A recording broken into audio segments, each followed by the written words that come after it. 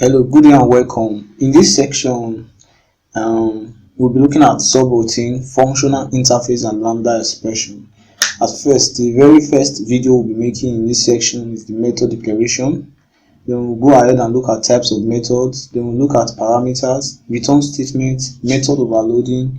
Then we'll create functional interface. We'll look at lambda expressions in just a bit.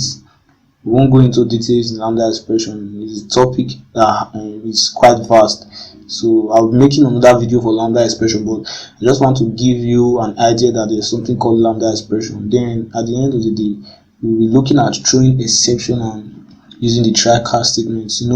Where when we tried loading data from a file using the scanner object, we came across the try catch statement. We have to wrap the creation of the scanner objects that reads from a file in a try catch statement. So we'll be looking at throwing exceptions and try catch statement. So right now I will open my IntelliJ and I'm going to start with method declaration. Okay, so I've created a new project for this method and variables. Pretty much it. So I'll create a Java class, call my class method tutorial. Let me delete the main method that came alongside with the project.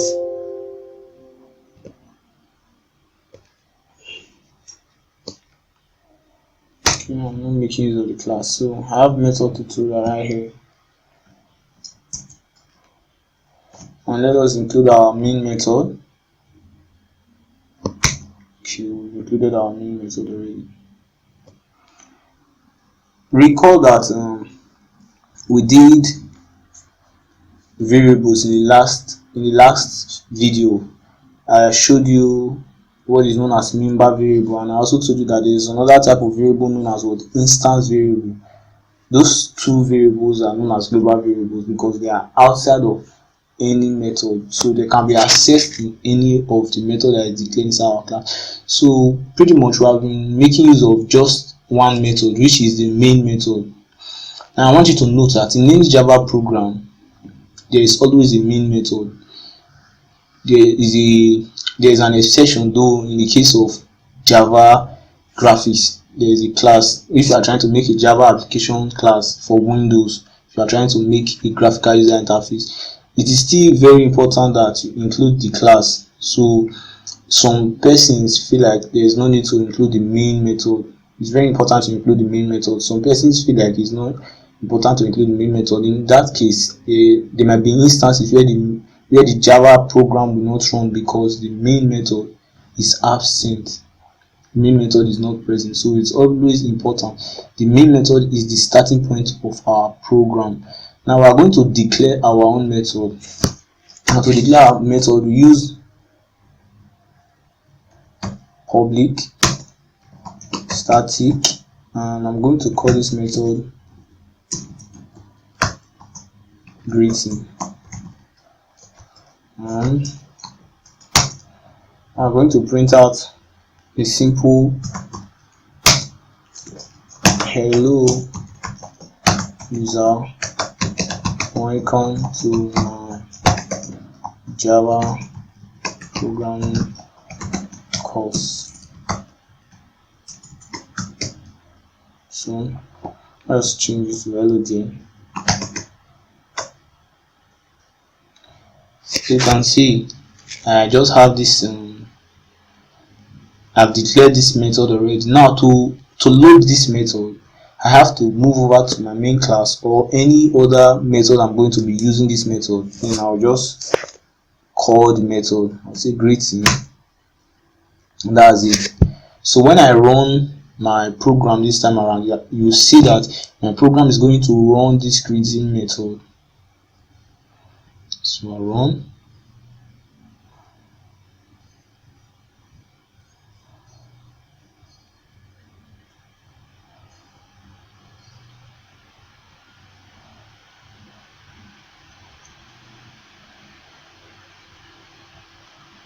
allow access.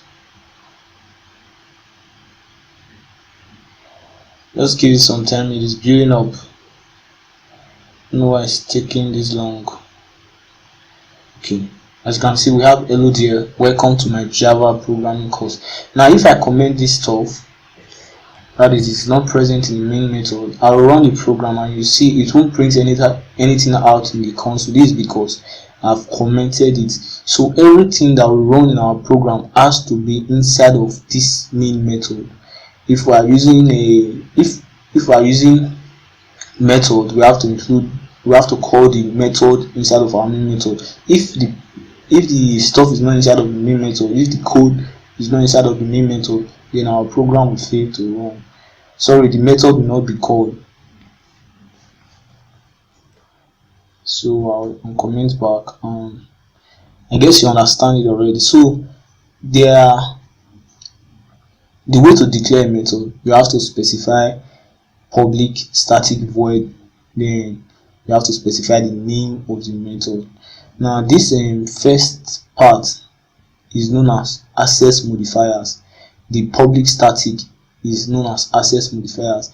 The fact that when we talked about variables, I said we have two types of variables. Now we have member variables and we also have instance variables. So also it is with methods. We have member methods. These methods are part of the class, and we also have instance methods. Those methods are part of the object. That instance, they are used only when an instance of the class is created.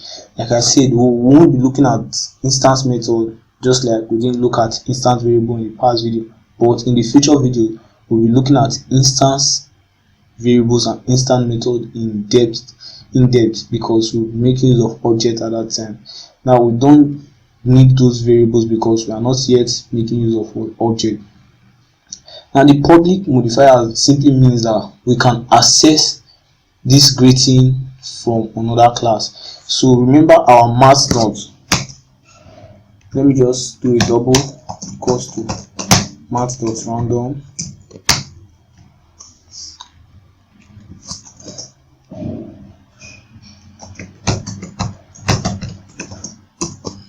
Remember our math.random class, our math.random method, sorry. Now we have a math class, and inside of this math class we have a random method.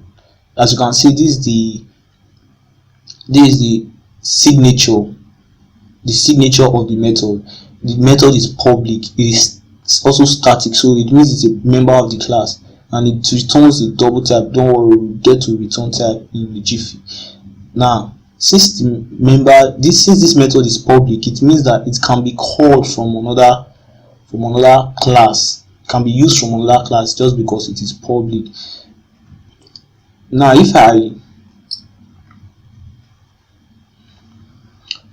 we'll be writing our class later, and then we are going to be calling methods from that class. So just to show you, we have a public static double random. So to create a class method as a static method, we use the static keyword. So that's it on method. We have greeting methods created already. You can also go ahead and create other types of method. So thank you for watching, and in the next video we'll look at what is on our list.